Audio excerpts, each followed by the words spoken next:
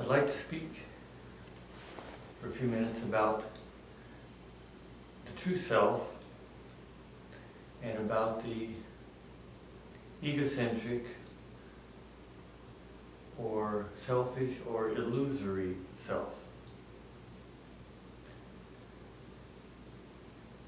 In the last of these talks, I talked about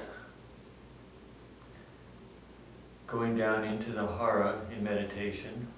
It's better to say being drawn down into the hara in meditation. Never try to force that. That happens naturally when all conditions are right, and it can't be forced with the will. But everyone who meditates sincerely eventually experiences this dropping down out of the head, out of the chest, down into the hara. My master used to describe it frequently using the ocean as a metaphor. On the surface of the ocean, there are the waves, the wind blowing, the waves, the tides, all of that's up on the surface. Down in the depths of the ocean, it is still. At the level of thought and the level of feeling, there's movement, there's often turbulence, there's activity. Down in the depths of our being, of our spiritual and physical being, there is this vast stillness. So if we were to think for a moment about attributes of that deeper reality, that deeper, truer self, with a capital S, always, what could we say about it? Well, one thing that can be said is that it is a refuge. This one can prove for oneself. In time of need, one can go to that place within oneself, that secret, quiet, inner place, and sit still down beneath the waves of thought and of feeling, beneath the fears, the desires, the outrage, the pain, the grief, whatever it is, the confusion, whatever it is, when you sit down beneath all of that. Another thing that can be said is it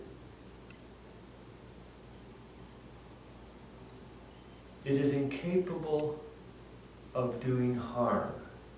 It is goodness, think again in capital letters, goodness beyond all our ideas of good and evil, right and wrong. It is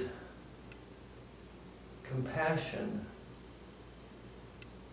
that never judges, never condemns, never despises, never scorns, that only accepts and loves all things as part of itself.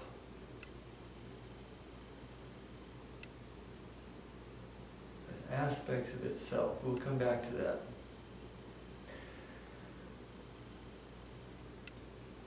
Another thing that can be said of it is it is infinitely wise.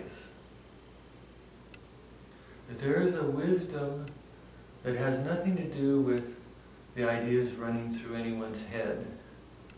It has nothing to do with worldly knowledge and worldly ignorance. There is a wisdom that is rooted in the certainty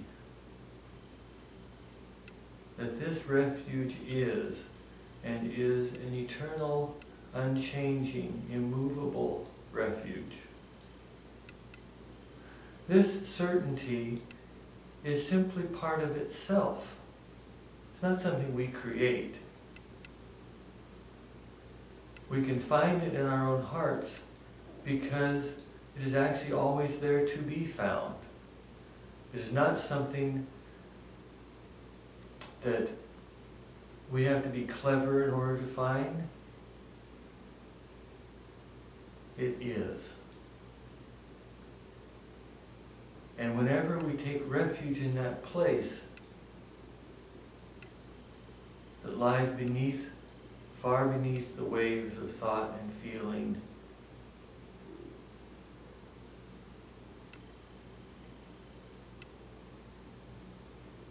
we take refuge in a wisdom that is greater than ourselves. Another thing that can be said of it is that it is unlimited. It is infinite.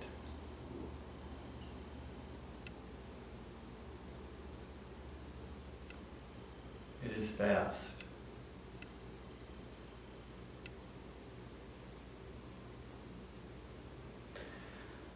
There are many other things too. The aspects of compassion and wisdom are often emphasized in Buddhism. Compassion, great compassion, maha karuna, great wisdom, maha prajna. Again, not qualities belonging to me, to the Buddha, to any other human being. They don't belong to anyone, unless one can say that they belong to the Buddha nature or true self itself. They're aspects of true reality.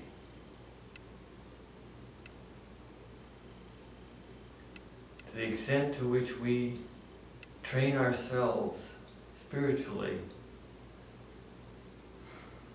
we may realize to some degree in our daily lives these qualities of great compassion and great wisdom. But when we do so, we participate in something greater than ourselves. We surrender to something greater than ourselves, and it can manifest through us. It is not something that is of our creation. It is not something that we can grasp after, control. It's in charge. We're not in charge. And this is the essential point about the egocentric self. It is an illusory substitute reality for the true reality.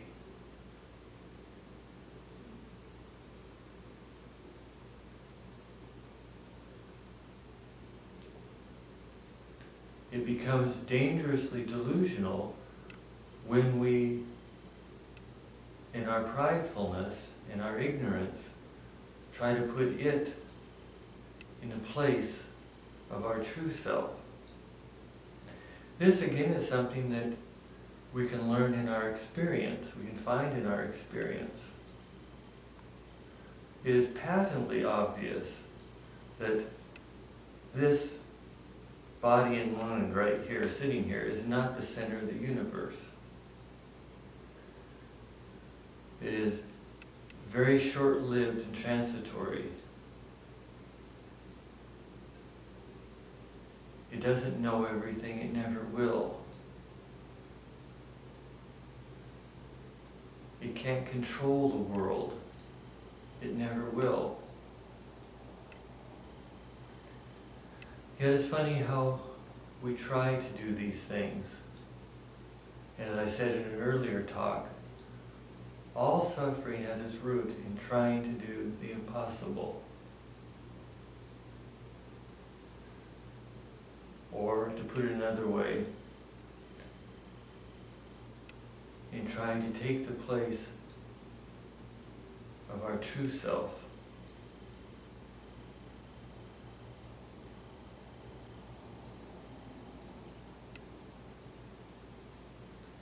In the next talk, I'll take a little historical side trip that will help show the origins of the Buddha's teaching in his experience about the true self.